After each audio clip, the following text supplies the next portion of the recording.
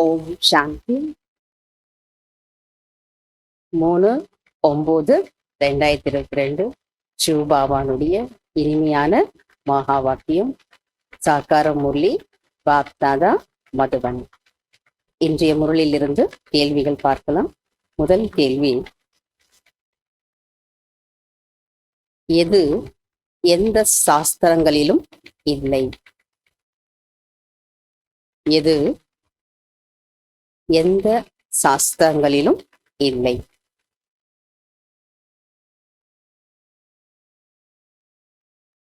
இரண்டாவது கேள்வி, பெரியதிலும் பெரிய பெரியதிலும் பெரிய இன்ஜெக்ஷன் எது?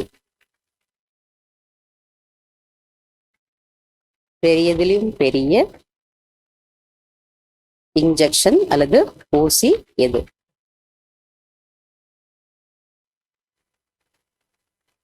மூன்றாவது கேள்வி, தேக அபிமானத்தை விட்டு தேக அபிமானத்தை விட்டு எந்த சேவை செய்ய வேண்டும்? எந்த சேவை செய்ய வேண்டும்? நான்காவது கேள்வி, யார் அனைவருடைய சிநேகி? யார் அனைவருடைய சிநேகி? அஞ்சாவது கேள்வி, யாருக்கு வெற்றி சகஜமாக கிடைக்கிறது? யாருக்கு வெற்றி சகஜமாக கிடைக்கிறது?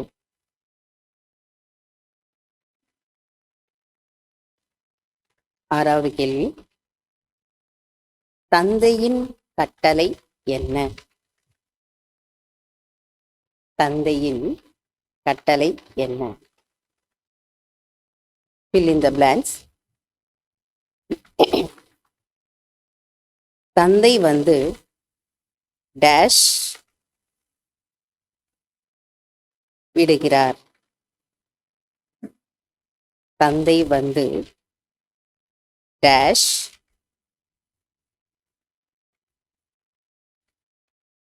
வலையிலிருந்து விடுகிறார். தந்தை டேஷ் விடுகிறார். இரண்டாவது பிளான், ஆத்மாவாக பார்ப்பதினால் டேஷ். ஆத்மாவாக பார்ப்பதினால் டேஷ்.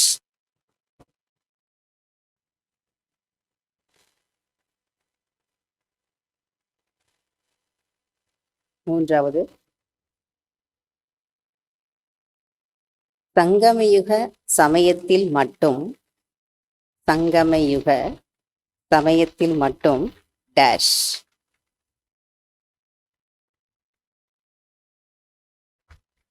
சங்கமயுக சமயத்தில் மட்டும்தான் டேஷ்.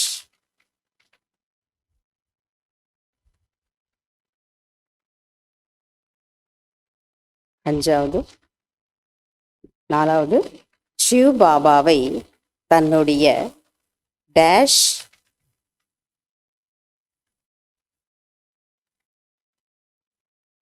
சிவ பாபாவை தன்னுடைய டேஷ் என்றால் அவர்கள் சிவ பாபாவை தன்னுடைய டேஷ் என்றால் அவர் உங்களை டேஷ் ஆக்கிவிடுகிறார்.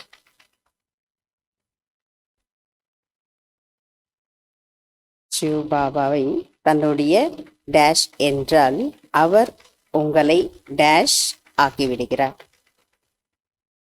லாஸ்ட், டேஷ் என்ன கிடைத்திருக்கிறதோ அதை அனைவருக்கும் கொடுக்க வேண்டும்.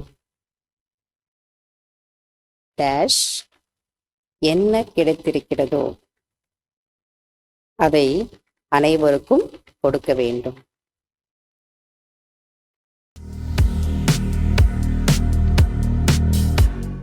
இன்றைய முறையிலிருந்து கேள்விகளுக்கு பதில் கிடைச்சிருக்கும். முதல் கேள்வி, எது எந்த சாஸ்திரங்களிலும் இல்லை?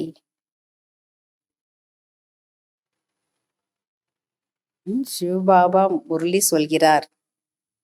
சிவபாபா தான் முரளி சொல்கிறார், இந்த விஷயங்கள் எந்த சாஸ்திரங்களிலும் இல்லை.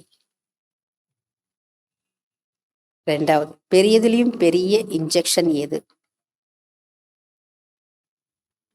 ஞான இன்ஜெக்ஷன் போடுவதுதான், ஞான ஊசி போடுவதுதான் பெரியதிலையும் பெரிய இன்ஜெக்ஷன். அதுக்கு என்ன சொன்னார் பாபா?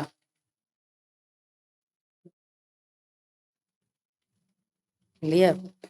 ஞான ஊசி போடுவதுதான் பெரிதிலும் பெரிய இன்ஜெக்ஷன். அப்படின்னா அவரை மட்டும் நினைக்கணும், மற்றவங்களையும் நினைக்க வைக்கணும், அதான் பெரிய இன்ஜெக்ஷன். மூணாவது, தேக அபிமானத்தை விட்டு எந்த சேவை செய்ய வேண்டும்? தேக அபிமானத்தை விட்டு எந்த சேவை செய்ய வேண்டும்? தன்னுடைய முதுகில் பாபாவின் அறிமுகத்தின் படத்தை மாட்டிக்கொள்ளுங்கள். தானாகவே படித்து கொண்டே இருப்பார்கள். அப்போது தேக அபிமானத்தை, அதுக்கு என்ன பண்ணணும்? தேக அபிமானத்தை விட வேண்டும், இல்லையா? அவங்களுக்கு தானா படிச்சிடுவாங்க. தன்னுடைய முதுகில் பாபாவின் அறிமுகத்தின் படத்தை மாட்டிக்கொள்ளுங்கள். தானாகவே படித்து கொண்டே இருப்பார்கள். இதற்கு என்ன வேண்டார் பாபா? இந்த மாதிரி சேவை செய்யறதுக்கு தேக அபிமானத்தை விட வேண்டும். அதுவும் பாபா சொன்னார் இல்லையா முரளியில, செல்வந்தர்கள் மாட்டிட்டாங்கன்னா எவ்வளவு சேவை நடக்கும். நாலாவது, யார் அனைவருடைய சிநேகி? பாபா என்ன பதில் சொல்றாருன்னா, அநேக விதமான உணர்வுகளை முடித்துவிட்டு, அநேக விதமான உணர்வுகளை முடித்துவிட்டு ஆன்மீக உணர்வை தாரண செய்யக்கூடியவர்கள்தான் அனைவருடைய சிநேகி ஆவர். அஞ்சாவது கேள்வி, யாருக்கு வெற்றி சகஜமாக கிடைக்கிறது? இது எல்லாரும் ஈஸியா சொல்லிடுவீங்க.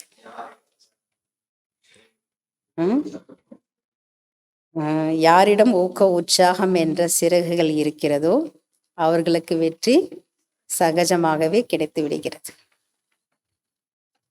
ஆறாவது கேள்வி, தந்தையின் கட்டளை என்ன?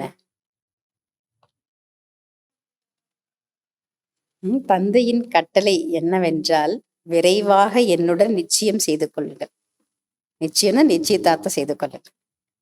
நிச்சயம் செய்து கொள்வதன் மூலம்தான் ஆஸ்திக்கு உரிமையாளர் ஆக முடியும்.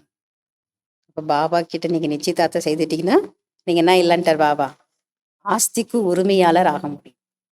தந்தையின் கட்டளை என்னவென்றால், விரைவாக என்னுடன் நிச்சயம் செய்து கொள்ளுங்கள், நிச்சயதார்த்தம் செய்து கொள்ளுங்கள். நிச்சயம் செய்து கொள்வதன் மூலம் ஆஸ்திக்கு உரிமையாளர் ஆக முடியும். fill in the blanks. தந்தை வந்து டேஷ் விடுகிறார். தந்தை வந்து ராவணன் என்ற சிலந்தி வலையிலிருந்து விடுகிறார். சிலந்தி வலையிலிருந்து பாபா நம்மள என்ன பண்றாரு? விடுவிக்கிறார்.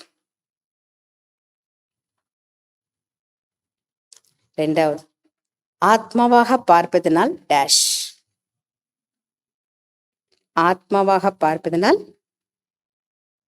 ஆன்மீக அன்பு உருவாகும்.